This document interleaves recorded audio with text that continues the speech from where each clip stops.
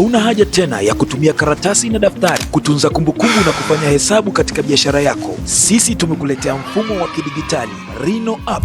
Maelekezo namna ya kutumia Rhino App.